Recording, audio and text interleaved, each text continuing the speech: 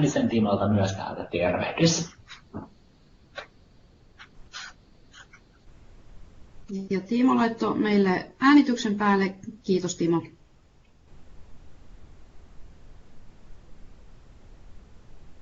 Näin.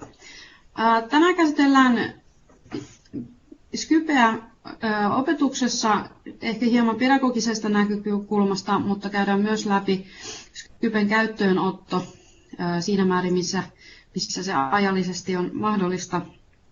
Ja otetaan katsaus myöskin siihen, mitä muualla maailmassa on tehty ja mistä löytyy resursseja sitten siihen opetuksen skypettämiseen tai Skypen käyttöönottoon. Tämä on tosiaan 3. osa. Aiemmissa osissa on käsitelty muita Microsoftin tuotteita, on käyty OneNotea, Suiteä, Office ja Mixiä läpi, joten ne tallenteet kannattaa katsoa myös, mikäli niistä on kiinnostunut. Ensi viikolla on viimeinen tämän sarjan webinaari ja siellä sitten enemmän laitepuolta esillä, joten kannattaa tulla kuulolle, mikäli haluaa kuulla uusia uutuuksia, miten laitteisto tukee pedagogista näkökulmaa.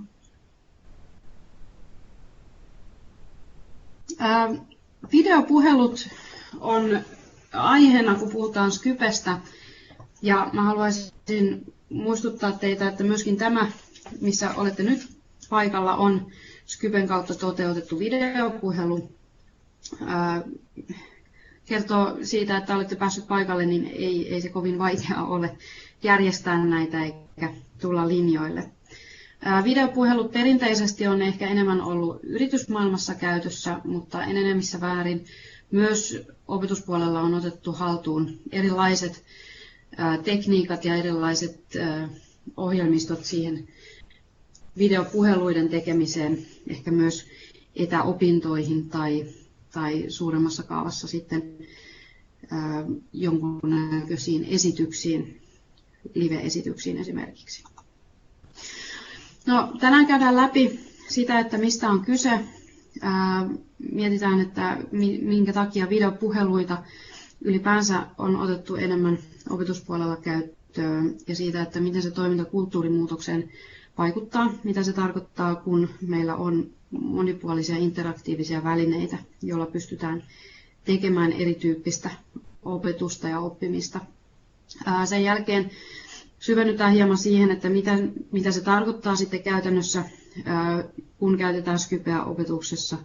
Otetaan käsitteitä esiin, joita maailmalla jo on paljon käytössä. Mystery Skype, eli mysteeri Skype, miten se vaikuttaa työelämäyhteyksiin ja yrittäjyysopintoihin esimerkiksi, ja myöskin siihen, että mitä kulttuurivaihtoa, kielellistä tukea me pystytään Skypen kautta tuomaan sinne oppimisen arkeen.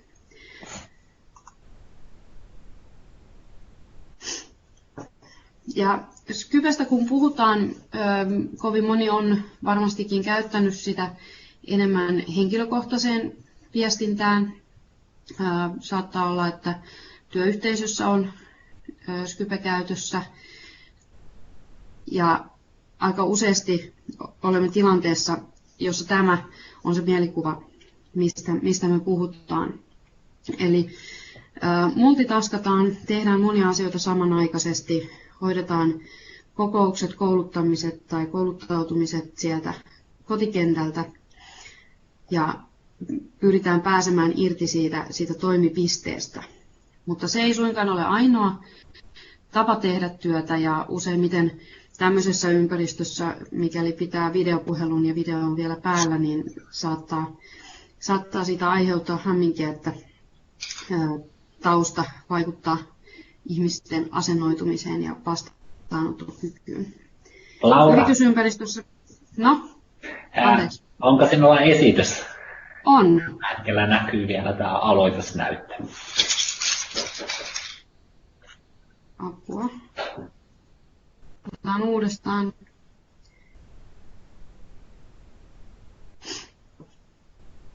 Kiitos Timo, että huomasit ja keskeytit, mutta otetaan uudestaan täältä. No niin, sitten jatketaan. No niin, sitten näkyy. Enpä mä kovin pitkälle päässyt eteenpäin ja pääsin, että ääni kuuluu. Puhuttiin nimenomaan siitä, että mitä se Skypen mielikuva tuo. Tässä oli kuva, joka mun mielestä hyvin kuvaa sitä, että kannattaako esimerkiksi videokuva pitää päällä vai niin kuin te tällä hetkellä näette siellä ainoastaan esityksen ja kuulette äänen. Yritysympäristössä parhaimmillaan videopuhelut tarkoittaa tämän tyyppistä tilannetta, eli saadaan erilaisten teknisten apuvälineiden kautta tuotua yli rajojen, toimialarajojen tai maarajojen ihmisiä saman pöydän ääreen ja saadaan rakennettua siellä tehokkaammin osaamista, kokemuksia, pystytään tekemään monipuolisemmin asioita myöskin, kun saadaan virtuaalikontakti, eli tämmöinen puolifyysinen kontakti heihin, jotka eivät sinne fyysisesti paikalle pääse. No, mitä Skype tai videopuhelut yleensä luokkahuoneessa tällä hetkellä tarkoittaa, niin siitä on aika paljon spekulointia. Puhutaan siitä, että onko se pelkästään etäopintoja, tarkoittaako se, että oppilas on yksin kotona ja kuuntelee opettajan esityksiä videoiden välityksellä tai äänen ja kuvan välityksellä. Etäännyttääkö se opiskelijoita, tuoko se haasteita siihen opettajan arkeen osaamisen puolelta. Mä lähtisin tarkastelemaan tilannetta täysin vastakkaiselta puolelta, eli kun me järjestetään yhdessä oppilaiden kanssa erilaisia opetustuokioita, ja välttämättä se ei tarkoita, että siellä linjojen toisessa päässä pitää olla yksin, vaan siellä linjojen toisessa päässä saattaa olla toinen luokka tai toinen ryhmä, jonka kanssa tätä toteutetaan. Eli videopuhelut kaiken kaikkiaan ei välttämättä vaadi edes suuremmoista teknistä asettelua. Tietenkin mikäli halutaan erinomaiset äänenlaadut tai kuvanlaadut ja halutaan tehdä kokoonpanoja, jossa on sitten kamerat ja AV-tekniikat liitetty, niin silloin investointiakin tarvitaan, mutta pienellä investoinnilla päästään eteenpäin, koska Skypehän toimii esimerkiksi mobiililaitteilla tai PC:llä siinä ympäristössä, jossa me toimitaan, eli tässä tapauksessa luokkahuoneessa.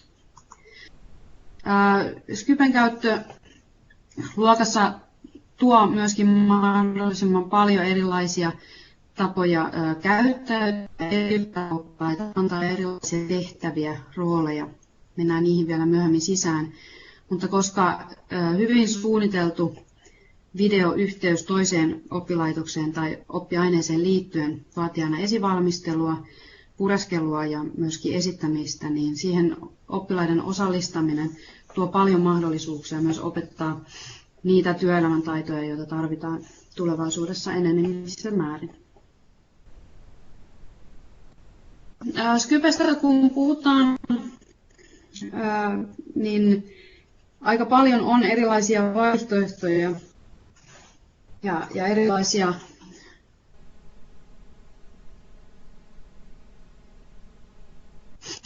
opettelut. Täällä netti hieman takkuilee, otetaanpa askel taaksepäin.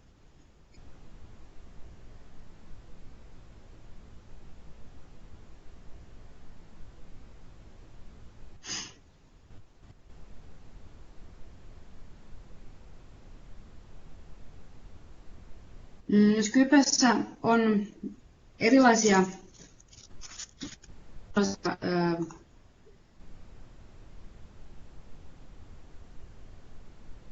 näin päästiin takaisin.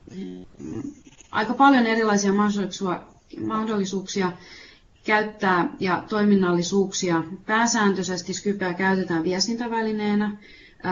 Voidaan keskustella, eli soittaa puheluita melkeinpä siinä, missä tavallisiakin puheluita puhelimella.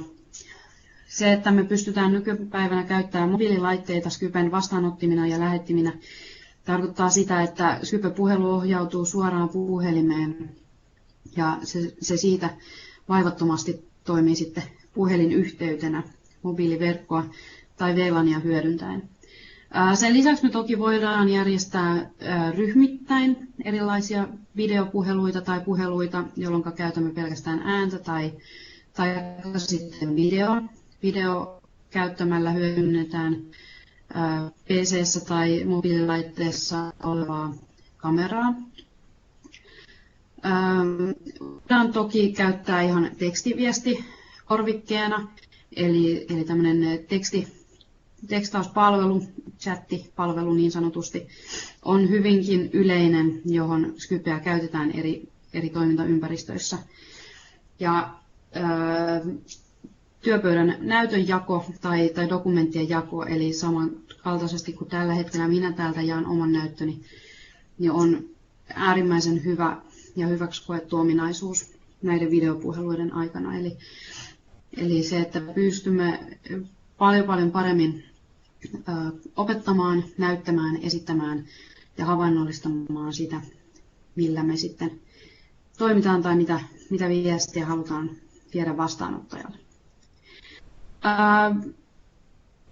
Erilaisia tapoja hyödyntää Skypeä löytyy paljon. Linkkilistan laitan teille näistä. Ei käytetä kauhean paljon niihin aikaa. Mennään suoraan siihen, että miten Skypen aloitus toimii, miten se saadaan käyttöön ja miten näitä kokouksia laitetaan pystyyn. Ennen aloittamista ilman muuta pitää joko asentaa tai asennuttaa. Mikäli teillä on O365 käytössä, niin silloin luultavimmin teiltä myös tämä Skype for Business löytyy asennettuna. Useissa paikoissa menee niin, että te löydätte sen sieltä omasta Windowsin aloituspainikkeen takana olevasta paikasta. Ja Skype for Business tällä hetkellä mulla 2016, toki teillä voi olla siellä esimerkiksi 2013 käytössä.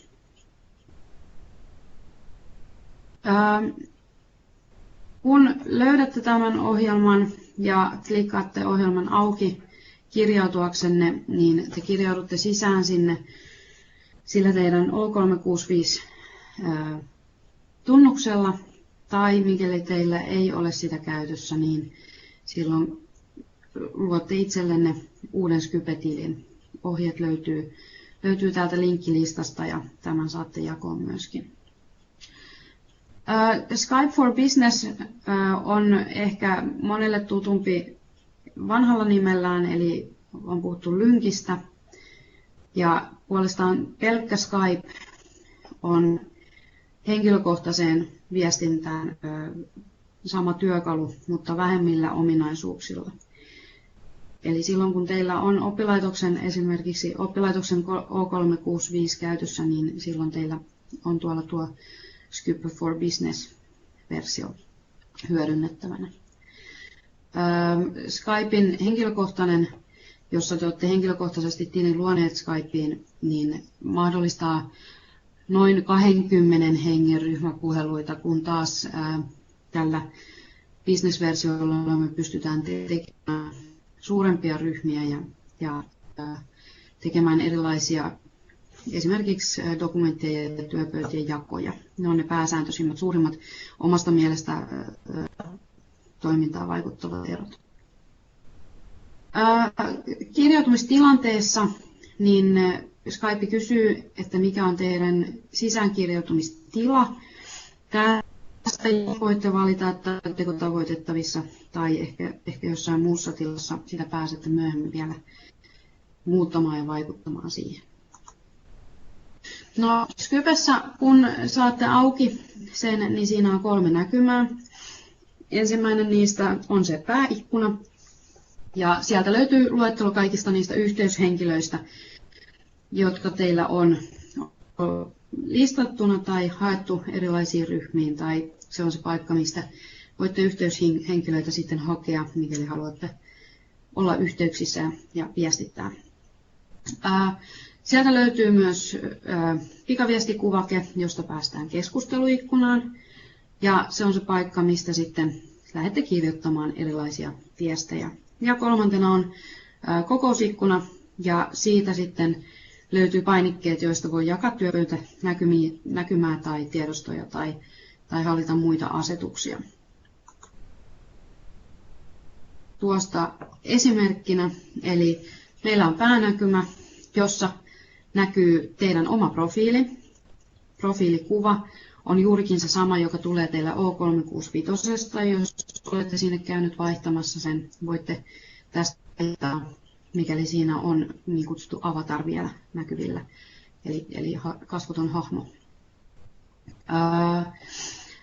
Teidän oman profiilin vieressä on teidän nimi sekä tila, jossa muut näkevät teidän sijaitsevan, eli voitte määrittää, missä paikkakunnalla sijaitsette, ja myöskin sen, että oletteko tavoitettavissa vai kenties kokouksessa tai poissa töistä. Tämä on se paikka, jossa ehkä helpoiten voitte viestittää muille, että onko sopivaa ottaa yhteyttä vai oletteko tilanteessa, että ette pysty vastaamaan ainakaan ihan heti puheluihin tai viesteihin. Sinisellä alustalla profiilikuvan yläpuolella on myöskin sitten kenttä, johon voitte kirjoittaa, mikäli haluatte muille näkyvän jonkunnäköisen päivityksen. Oli se sitten se, että mikä teidän oma fiilis on, tai onko jotain tärkeää esimerkiksi mihin tiimiin kuulutte tai muuta. No, profiilikuvan alapuolella on rivistö, josta löytyy hahmon kuva. Sieltä löytyy yhteyshenkilöt. Voitte hakea sitä kautta yhteyshenkilöitä, luoda ryhmiä. Voitte lisätä tai poistaa omia yleisimmin käytettyjä kontaktejanne siihen. Löytyy tuo kellon näköinen kuvake, josta sitten voitte tarkastella niitä keskusteluja, joita viimeiseksi on käyty. Siitä löytyy myös kokousvälilehdet ja oikeampana asetusvalikko, ja siitä sitten esimerkiksi voitte osallistua neuvotteluun tai saatte erilaisia työkalutoimintoja näkyviin. Hakukenttä on Skypen käytön aloituksessa yksi tärkeimmistä paikoista, koska se on se paikka, mistä te löydätte ihmisiä, jotka on joko organisaatiossanne taikka sitten laajemmalti Skypen muilla teidän oman organisaation ulkopuolella. Alempana näette tässä ryhmän, joka tämä esimerkkihenkilö on luonut, joten hänellä on tässä kymmenkunta osallistujaa paikalla. Osallistujat listautuvat allekkain, niistä näkyy nimi sekä heidän oma statuksensa, eli keltainen tässä tapauksessa tarkoittaisi, että on kiireinen, vihreä tarkoittaa, että on paikalla tavoitettavissa. Kun viette hiiren henkilön profiilikuvan päälle, niin aukeaa harmaa alue, johon tulee sitten vaihtoehtoja, joista pääsette suoraan kirjoittamaan henkilölle viestin tai soittamaan Skype-puhelun tai videopuhelun tai lähettämään hänelle sitten mahdollisia liitteitä esimerkiksi. Alimpana löytyy vielä pari lisäpainiketta, joista päästään laitteiden pikavalikkoon, esimerkiksi audion asetukseen, tai puheluiden pikavalikkoon. Esimerkiksi soiton siirto on mahdollista tehdä teillä, jolloin saatte puhelun esimerkiksi puhelimeen, mikäli ette Skypen päässä ole tai pysty olemaan. Keskusteluikkuna, kun avautuu, se näyttää tämänlaiselta.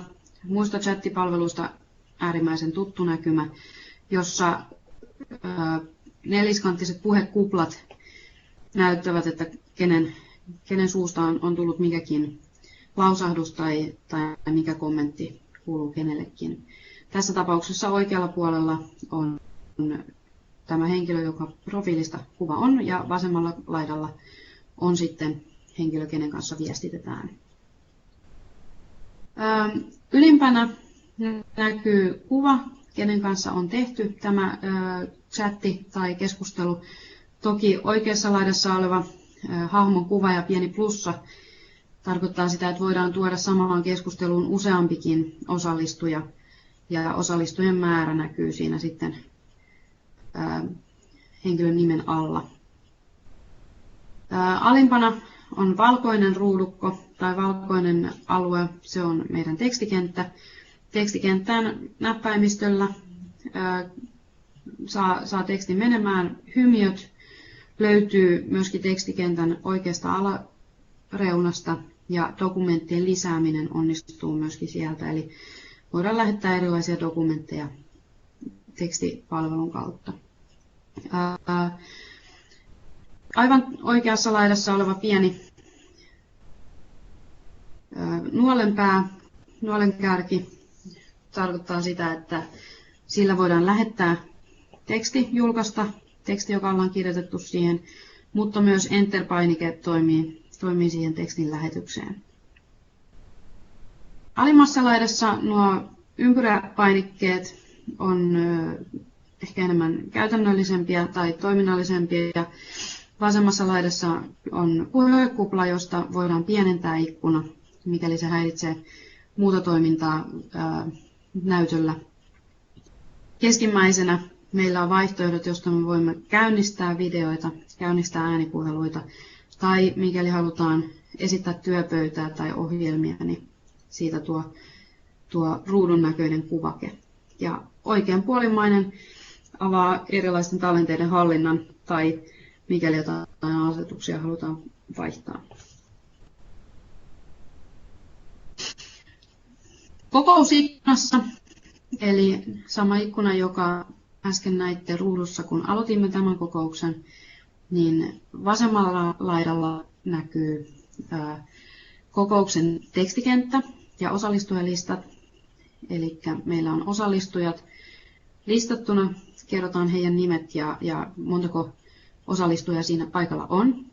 Siihen tulee erikseen listaus, onko heillä esittäjärooli vai ovatko he vain osallistujia, jolloin esittäjille tulee mahdollisuus esimerkiksi erilaisia toiminnallisuuksia ja asetuksia muuttaa. Aika useasti otetaan paikalle osallistujina suurin osa ja esittäjät on sitten yksin tai kaksin tilanteessa. Toki jos on pienempiä kokouksia, esimerkiksi vaikka ryhmätöitä tai muita palavereja, jossa tiedetään, että jokainen haluaa esittää ja jokaiselle halutaan antaa mahdollisuus esittää omaa sisältöä ja vaikuttaa siihen kokouksen kulkuun ja esitysmateriaaliin, niin silloin kaikki osallistujat kannattaa nostaa esittäjästatukselle. Tästä näkymästä esittäjänä me myös nähdään, että onko osallistujalla mikrofoni mykistetty, eli se kannattaa pitää, varsinkin jos on useampia osallistujalinjoilla, niin mikrofonit hiljaisena. Samalla tavalla voidaan videokuvaa vähentää, poistaa videokuvamahdollisuus osallistujilta. Huomatkaa, että videokuva on aika paljon kaistaa vievää ja aika hyvin usein suosittelenkin, että pidetään videokuvat pois päältä ja otetaan mieluummin oma kuva, joka näkyy sitten. Eli kasvot, jotka näkyvät, mutta eivät liiku, niin osallistujalle tulee olo, että hän on paikalla ja nähtävillä, vaikka video ei livenä näkään. Tämähän onnistuu helpoiten niin, että profiilikuvaksi laitetaan selkeä kuva omista kasvoista, niin se videokuvassa sitten näkyy, tai esityksessä näkyy se profiilikuva siinä sitten. Kesken kokouksen voidaan ilman muuta kutsua lisähenkilöitä kokoukseen. Siihen on neliskanttinen pitkulainen nappi osallistujalistan alla ja sen oikealla puolella on osallistujan toiminnot. Ja sieltä voidaan hallita esimerkiksi se, että keskustelussa ei näy nimiä tai voidaan vaimentaa tai ottaa jopa kokonaan keskustelut pois käytöstä, eli viestipalvelut pois käytöstä. Ja viestikenttä näkyy sitten tämän ruudun alalaidassa, eli vastaavanlaisesti kuin henkilökohtaisissa viesteissä, niin alimpana on valkoinen kenttä, ja voidaan kirjoittaa, enterillä se lähtee. Ja näissä kannattaa huomata, että yleensä viestit näkyvät sitten kaikille, mikäli pidetään vaikka oppilaiden kesken tai muussa ympäristössä, ehkä jopa yritysten kanssa yhteistyössä erilaisia kokouksia, niin on hyvä muistuttaa oppilaita ja miksei muitakin osallistujia siitä, että asiattomuudet eivät kuulu myöskään viestikenttään. Eli se on kokousta helpottava lisä siihen. No, kokousikkuna tämä oikea puoli on se näkymä, joka tässä esimerkiksi esittäjällä on. Siinä on ylälaidassa vasemmalla osallistujien määrä, toisessa päässä nappi sille, että voidaan kutsua lisää osallistujia mukaan. Siinä näkyy myös kokouksen kesto, eli siitä voidaan sitten seurata, kuinka kauan kokous on kestänyt. Keskellä tällä hetkellä tässä esimerkissä näkyy Excel-esitys, eli voidaan esittää suoraan dokumenttia, jolloin näkyy pelkästään se dokumentin sisältö. Itse olen tällä hetkellä jakanut teille koko työpöytänäkymän, eli te näette tällä hetkellä mun kaikki toiminnot, mitä minäkin täällä omalla työpöydälläni näen. Eli ollaan nettiselaimessa ja tarkastellaan Sway-esitystä, ja se näkyy teille sinne.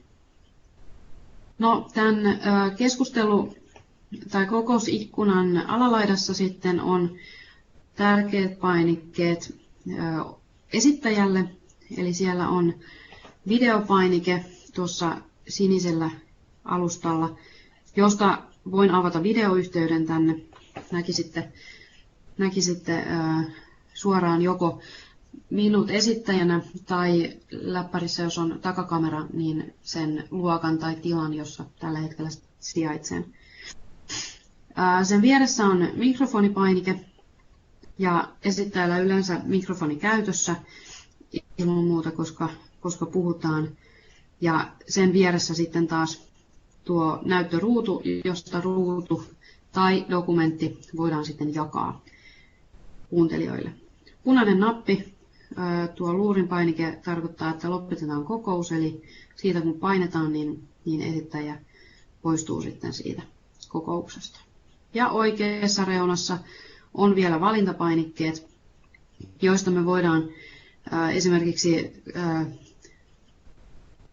lähettää kutsu, eli kutsulinkki sellaisille henkilöille, jotka eivät ole esimerkiksi vaikka Skypen kokouskutsua saaneet, tai saadaan muut tunnistetiedot, joilla esimerkiksi voidaan sitten ottaa puhelimen päässä olevia osallistujia mukaan. Eli saadaan sieltä puhelinnumero, johon he voivat soittaa osallistuakseen kokoukseen mukaan. Yhteyshenkilöiden lisääminen on alussa tärkeä toiminto. Eli se, että saadaan sinne meidän yhteyshenkilöluetteloon mahdollisimman kattavasti niitä ihmisiä, joita yleensä, joihin otetaan yhteyttä ja joille halutaan niitä viestejä esimerkiksi lähettää. Kouluympäristössä nämä ovat yleensä saman henkilöstön edustajia. Siellä yleisimmin on opettajat, varsinkin tiimiopettajuutta käyttävät oppilaitokset hyödyntävät pikaviestejä. Saattaa olla myös oppilaitoksen johto ja henkilöstö keskenään viestintäyhteydessä kesken päivän. Ja joissakin tapauksissa saattaa olla, että opettaja ja vanhempien yhteys hoituu Skypen välityksellä. Yhteyshenkilöihin toki voi lisätä oman henkilöstön ulkopuoleltakin ihmisiä, ja näin tapahtuu sitten esimerkiksi siinä tapauksessa, että halutaan ottaa yhteys esimerkiksi luokkahuoneen ulkopuolelle, koulun ulkopuolelle, maan rajojen ulkopuolelle, joihinkin yrityksiin tai yhteistyöoppilaitoksiin ja järjestää siihen väliin Skype-yhteys. Yhteyshenkilön lisääminen toki äsken nopeasti mainitsin sitä, eli kirjoitetaan henkilön nimi tai Skype-tunnistetiedot tuohon henkilön etsiminen valintaikkunariville ja lähdetään etsimään sieltä oikea ihminen, joka tähän sitten halutaan mukaan. Suosittelen, että luodaan jonkunnäköisiä ryhmiä tai kansioita näille ihmisille, jotta jatkossakin pysytte selvillä siinä, että onko ihminen teidän yleisimmin tavoiteltavissa henkilöissä, sattuuko hän olemaan esimerkiksi vanhempain toimikunnan tai vanhempien edustaja, onko hän koulun vai ulkopuolinen henkilö, jonka haluatte listasta löytyä. Sillä jos aktiivisesti otatte käyttöön Skypen, niin tuo yhteystietolista on aika pitkä. Kun otatte käyttöön Skypen, niin tutustukaa myös näihin yleisimpiin tavoitettavuuden ilmaisimiin, sellaisiksi niitä kutsutaan. Lähinnä sen takia, että sujuvasti otatte haltuun myöskin sen, että kuka on käytettävissä tai miten itse luokittelette itsenne. Eli oletteko esimerkiksi esitystilassa ja ette halua häiriöitä. Äärimmäisen hyvä, jos teillä on Skype käytössä esimerkiksi opetustilanteessa, mutta sen opitunnin aikana ette halua, että tietokoneen näytölle esimerkiksi tulee ilmoitus tulevasta viestistä tai puhelusta. Kuvan vaihtaminen on aina hyvä tapa kaikissa viestintävälineissä ja sosiaalisissa medioissa.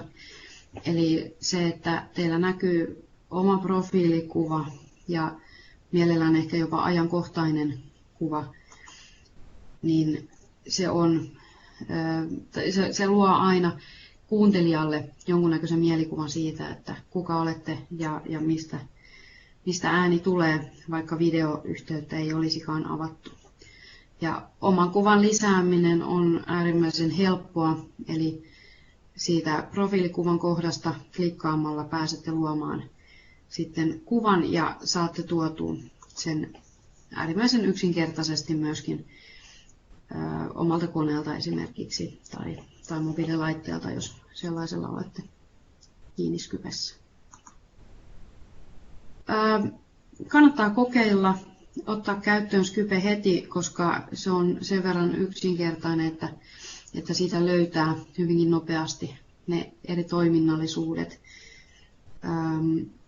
Skypessä oikeastaan niin kuin missä tahansa erilaisten ohjelmien kanssa työskennellessä on se oma mielikuvitus se äärimmäinen raja. Eli Skypen hyödyntäminen erilaisissa toimintaympäristöissä eri käyttöihin, käyttötarkoituksiin on äärimmäisen hyvä ja joustava. Voidaan kehittää ja keksiä paljon tapoja. Kouluympäristössä yleensä oppilaat on ne, joilla eniten on intoa keksiä uusia tapoja hyödyntää näitä viestipalveluita myöskin. Kun lähdetään tekemään Skype-kokousta, niin se toimii kaikista helpoiten esimerkiksi Outlookissa. Me voidaan ajoittaa Skype-palaverit tai kokoukset niin, että luodaan Outlookin kalenteriin, eli O365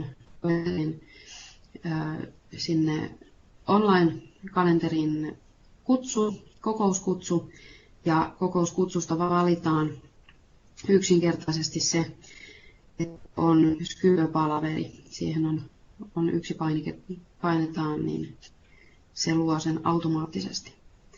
Samalla kun teemme näin, niin se luo meille myöskin linkin, jonka voimme lähettää joko Outlookista tai sitten kopioimalla linkin talteen ja jakamalla jotain muuta palvelua käyttäen niille henkilöille, jotka halutaan mukaan Skype-palaveriin tai kokoukseen. Eli ei tarvitse sen enempää tehdä kuin kalenteriin luoda tämä kokous ja jakaa siitä se tieto parhaaksi näkemällään tavalla. Joskus ominaisuudet koulussa, jos ei haluta sähköpostilla lähettää, niin saattaa olla vaikka linkin jakaminen WhatsAppin kautta, Wilman kautta, mikä sitten koulussa on eniten käytetty viestintäpalvelu ja miten se halutaan jakaa esimerkiksi vanhemmille tai henkilöstölle tai oppilaiden kesken.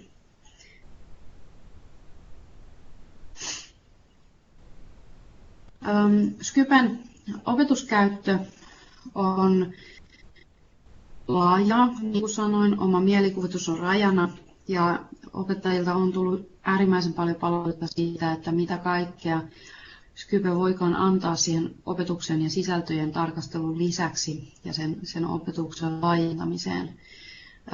Tässä on erään opettajan listaus top 10 Skypen käytöstä ja hänen mielestään on äärimmäisen hyvä nimenomaan se, että se helpottaa ryhmäytymistä, pystytään tekemään yhdessä uudella tavalla, erilaisella tavalla asioita. Me pystytään opettamaan ryhmätyötaitoja ja niitä viestintätaitoja, joita tulevassa työelämässä tai jatko-opinnoissa tarvitaan. Eli ei pidättäydytä pelkästään siinä, että Skype on opettajan työväline, vaan myöskin oppilaan työvälineenä hyödynnettävä. Teknologian hyödyntäminen on äärimmäisen tärkeä ja äärimmäisen hyvä näiden välineiden tai käytäntöjen kautta. Eli opitaan se, että miten esimerkiksi vaikka älypuhelimet tai mobiililaitteet parhaimmillaan tukevat oppimista ja tukevat monipuolista viestintää, eivätkä ole pelkästään turhakkeina mukana, vaan nimenomaan oppimisen työkaluina. Työelämätaitojen omaksumista yleensäkin näiden välineiden kautta pystytään harjoittelemaan, eli ei pelkästään se, että osataan luoda Skype-kokous, vaan myös sen myötä, miten erilaisia toimintoja sen ympärillä toteutetaan, miten tehdään esitykset, miten niitä esitetään, miten tietoa välitetään verkon kautta, miten tietoa välitetään yleensäkään tämmöisissä ei-fyysisissä kokouksissa ja miten saadaan välittymään tieto ja taito näiden kautta. Se mahdollistaa äärimmäisen hyvin myöskin kulttuurimatkailua tai matkoja rajojen ylitse ilman, että välttämättä fyysisesti joudutaan järjestämään tai useimmiten kustannussyistä ei edes voida järjestää kovin laajalti matkoja muualle. Ja opettaa ennen kaikkea ratkaisukeskeistä ajattelua, ei pelkästään sen takia, että joudutaan miettimään erilaisia asetteluita ja verkon toiminnallisuuksia tai ohjelmistojen toimintaa, vaan myöskin siinä, että mietitään mielikuvituksen kautta, mihin kaikkeen voidaan hyödyntää näitä. Mutta ennen kaikkea tämän ja monen muun opettajan mielestä Skype osallistaa oppilaat ja hienosti sanottuna tuo hymyä päivään, eli yhdessä tekeminen ja varsinkin mahdollisten ongelmaoppilaiden kohdalla myöskin vastuullistaminen on tuonut paljon positiivista palautetta ja hyötykäyttöä tähän. Opetuskäyttö on karkeasti jaettu 4 erilaiseen näkökulmaan, joista on hyvin paljon tietoa ja materiaalia ja linkkejä, vinkkejä netissä. Näytän teille kohta, mistä löytyy ja linkit saatte talteen. Skypen Skype Lessons -nimikkeellä toimivat erilaiset oppiainesisällöt, joita Skypen kautta tuodaan luokkaan tai jaetaan luokasta toiseen, on aika hyvä tapa ottaa Skype haltuun ja toteuttaa sekä perinteistä opettajuutta luovuutta ja oppimista sekoitettuna uudenlaisiin toimintatapoihin. Myöskin flipped classroom-tyyppiseen toteutukseen, niin tämä lähestymistapa on äärimmäisen hyvä. Eli saadaan sisältöä esitystekniikan ja videoiden välityksellä jaettua ja tallenteina esimerkiksi jälkikäteen jakoon. Skype on tällä tavalla helpottanut myöskin esimerkiksi meidän maakunnissa, joissa on pitkät koulumatkat ja joissakin myöskin lakkautettuja lähikouluja, jolloin erilaisissa ongelmatilanteissa oppilas, joka ei pääse fyysisesti paikkaansa opiskelemaan, niin pystyy olemaan kuitenkin yhteydessä myöskin heihin. Mutta se mahdollistaa myös oppilaan yhteydenottamisen muihin oppilaitoksiin ja muihin oppimisympäristöihin, jolloin saadaan luotua niin sanottu keinotekoinen luokka hänen ympärilleen ja hänelle. Toinen tapa hyödyntää on tämä Misery Skype, johon sukelletaan kohta vähän syvällisemminkin. Se on äärimmäisen hyvä tapa opettaa lapsille ratkaisukeskeisyyttä ja myöskin sitä innostunutta ja innostavaa uteliaisuutta, jonka kautta sitten lähdetään hakemaan yhteyksiä ulkomaailmaan. Käytännössä toimii niin, että opettaja ottaa yhteyttä globaalin Misery Skype-verkoston kautta toiseen opettajaan, joka on joko samassa talossa, samassa maassa, samassa kaupungissa tai mahdollisesti ja parhaimmillaan täysin toisessa ympäristössä, toisella puolella maapalloa ja eri kieltä ja kulttuuria edustaen. Oppilaille ei kerrota, ketä siellä toisessa päässä on. Oppilaat itse valmistautuvat kysymyksillä, valmistautuvat karttaa tutkimalla, kulttuuria tutkimalla, erilaisia mahdollisia kieliä hyödyntämällä ja tutkivat, kuka siellä toisessa päässä, toisessa luokassa sitten on. Ja hieman ehkä jopa tuodaan sitä pelillistä näkökulmaa opetukseen, eli innostetaan ja motivoidaan, sitoutetaan siihen oppimiseen niiden onnistumisien kautta. Ja myöskin pienen ehkä hulluttelun kautta, koska ei tiedetä myöskään opettajina, että miten välttämättä se tunti ja oppi jatkuu ja etenee. Sen lisäksi on tämmöisiä virtuaalisia matkoja erilaisiin paikkoihin maailmassa. Microsoftilta löytyy paljon opettajia, jotka on erikoistunut Skypen käyttöön ja mielellään vie tutkimusmatkoille Skypen välityksellä ympäri maailmaa erilaisiin paikkoihin ja kolkkiin, jossa sitten asiantuntijat tuo kulttuuria, kieltä, luontoa, kaikkea lähemmäs niitä oppilaita, jotka ei fyysisesti sinne pääse paikan päälle, mutta myöskin tuo siihen sitä interaktiivisuutta, joka luo sen vaikutelman siitä, että ollaan lähempänä kuin pelkkää oppimateriaalia painettua tai videoitua katsomalla. Eli saadaan interaktiivisuus siihen mukaan. Ja eniten varmaan ehkä tällä hetkellä Suomessa hyödynnetty, voi olla, että ehkä myös tiedostamatta vielä toistaiseksi, niin on nämä vierailijaluennot tai vierailijapuhujat.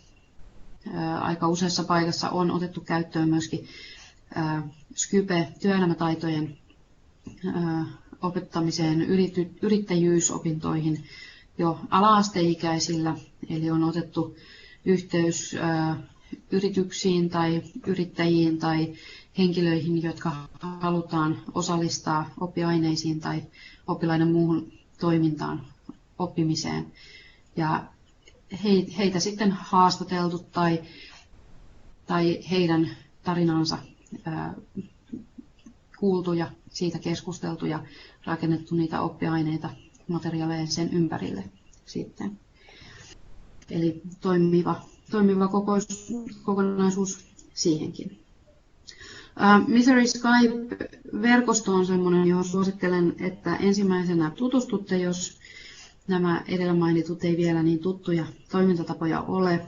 Tämä on hauska ja kiva tapa myöskin opettajalle laajentaa sitä oppimisen työkalupakkia. Ja tosiaan, vaikka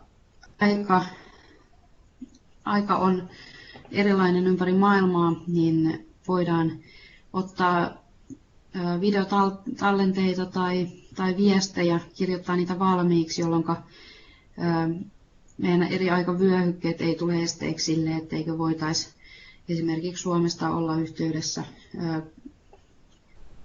Amerikkaan tai Australiaan, joten erilaiset taltiointimahdollisuudet hyödyntää sitten tässä sitä toimintaa.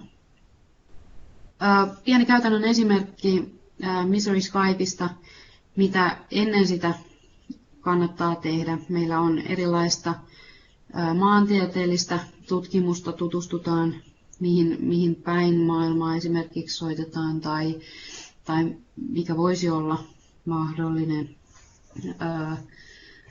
paikka, mutta sen lisäksi myös tutkitaan sitä omaa maaperää, omaa kulttuuria, omaa maantieteellistä sijaintia, sillä he, jotka on toisessa päässä, myös tulevat kysymään meiltä näitä asioita kouluissa.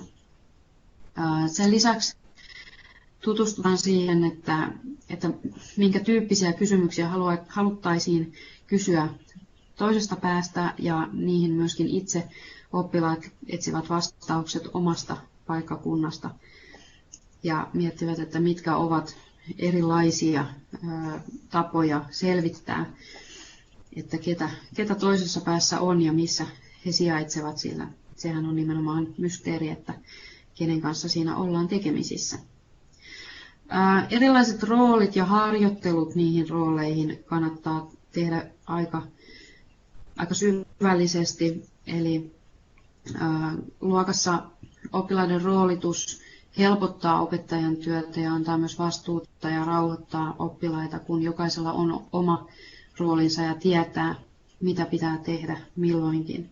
Ja hyvä harjoittelu siihen alkuun niin antaa itsevarmuutta jokaiselle osallistujalle.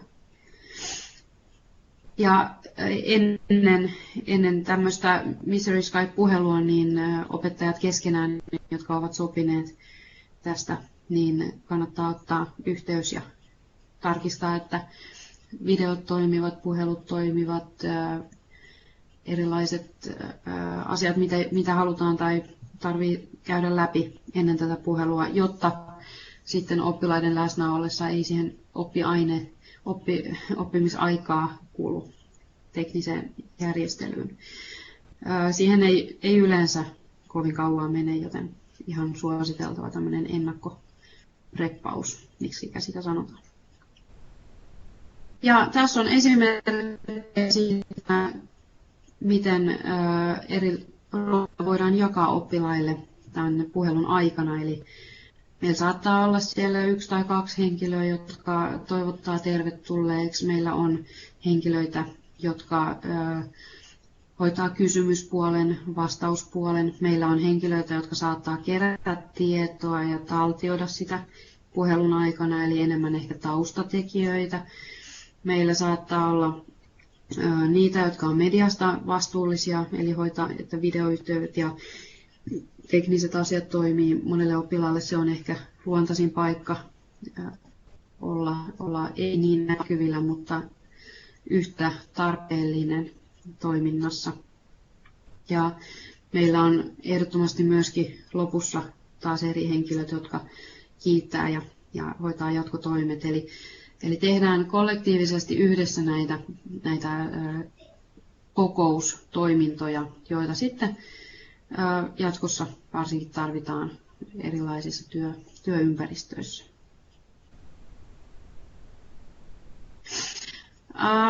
Yleensä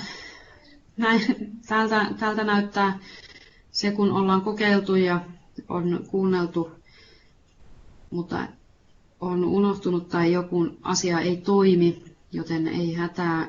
Meiltä löytyy kattava lista linkkejä, josta löydetään sitten erilaisia sisältöjä, varsinkin nyt sitten Skype for Businessen hyödyntämiseen, eli siihen, että saadaan nämä videotoiminnat pyörimään. Meillä on Microsoftin Educator Community, eli niin sanottu opettajien tietopankki, josta löytyy äärimmäisen hyviä esimerkkejä, vinkkejä, linkkejä, kursseja siihen, että mitä kaikkea voidaan tehdä erilaisilla palveluilla. Ja tässä on muutama linkki siitä, että miten Skypea on käytetty. Sieltä löytyy. Sen lisäksi on Skypein oma sivusto, eli skype.com/fi. Sieltä löytyy suomeksi vinkit ja linkit, äärimmäisen helppokäyttöisiä. Ja Skypeilla on myös oma blogi, jossa on joitakin kirjoituksia tuon luokkaympäristön käytöstä. Ja sitten lisäksi varmasti tuttu tai toivottavasti on myös tämä docs.com-sivusto, josta löytyy valmiita pohjia esityksiin ja sisältöjä, joita voitte itse jakaa tai sieltä ottaa käyttöönne ja ladata itsellenne. Ja sieltä löytyy myös Skype-hakusanalla erinäisiä esityksiä, joita on otettu Skypen eri käyttökohteista. Ja sieltä löytyy tämä Skype in the Classroom-tyyppinen toiminta, eli opetuskäytössä oleva Skype. Kannattaa kurkata sieltäkin. Kello alkaa olemaan kohta 4 ja katsotaan tuolta, että löytyykö kysymyksiä näihin liittyen.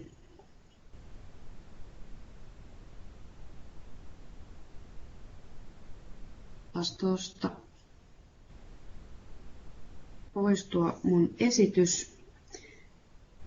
Ja kysymyksiä saa sinne viestikenttään laittaa. Mä täältä yritän scrollaa näitä läpi. Joo, no 2 ehkä tärkeintä kysymystä on tässä. Eli ensimmäinen oli tuosta SWAY-esityksestä. Se on tällä hetkellä nyt rajattu Microsoftilaisille, niin voisiko siitä tehdä julkisen? Kyllä. Teen heti tämän webinaarin jälkeen, teen siitä julkisen ja mä laitan sen siihen tiedoksi samaan paikkaan, johon nämä webinaarit tulee myöskin sitten näkyville. Kiitos Timo huomiosta. Pahoittelen, että näin on käynyt. Joo, no, siitä oli tuolla kommenteissa. Sitten toinen kysymys on tällainen, että kysellään niiden aiempien esitysten perään, eli oliko ne tällä hetkellä jo saatavilla? Aiemmat esitykset on tällä hetkellä YouTubessa. Mä laitan teille sen YouTuben linkin tuohon viestikenttään. Eli ne tulee kylläkin sinne webinaarisivustolle, eli se, mistä olette myöskin sinne käynyt ilmoittautumassa, mutta teknisistä syistä johtuen ei niitä vielä valitettavasti sinne ole saatu. Mutta siitä syystä tässä on tuo YouTuben linkki viestikentässä ja sinne myöskin tämä tulee heti kun saamme sen vaan tehtyä.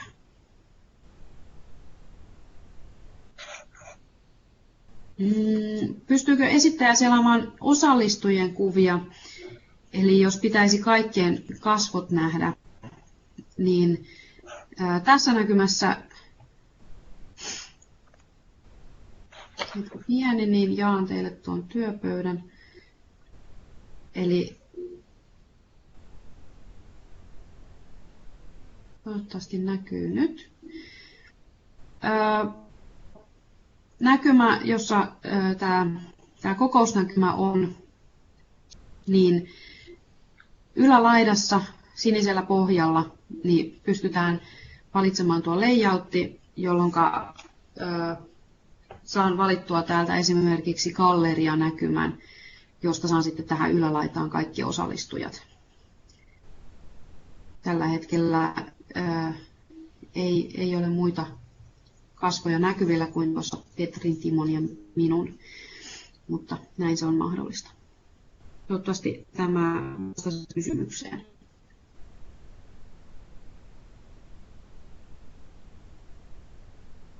Ja jos ei muita kysymyksiä ole, niin vielä vilautan tuon opettajien resurssipankin, eli Microsoft Education Community löytyy education.microsoft.com ja sieltä löytyy tosiaan kattavasti, jos johonkin lähtöön, valmiita pohjia, sisältöjä ja esimerkkejä, ideoita. Ja sinne kirjaudutte sisään Microsoft-tilillä tai koulun omalla tilillä, luotte itsellenne profiilin, niin pääsette käsiksi kaikkiin materiaaleihin, mitä siellä on. Kannattaa käydä kurkkaamassa myöskin sitä. Näin. Jos ei muita kysymyksiä ole nyt tähän hätään, niin toivotan teille oikein mukavaa loppuviikkoa ja toivottavasti pääsette kuulolle vielä seuraavaankin paikkaan. Ja toki esityksestä löytyvät yhteystiedot, niin ilman muuta saatte hyödyntää ja olla yhteyksissä, mikäli teillä tulee tarvetta lisäkysymyksiin tai haluatte järjestellä koulutuksia oman oppilaitokseen. Ilman muuta saa jakaa omassa organisaatiossa kaikki, mitkä tällä hetkellä olen esittänyt täällä. Ja nämä tosiaan julkiseen levitykseen tulee myös, niin saa pistää jakoon.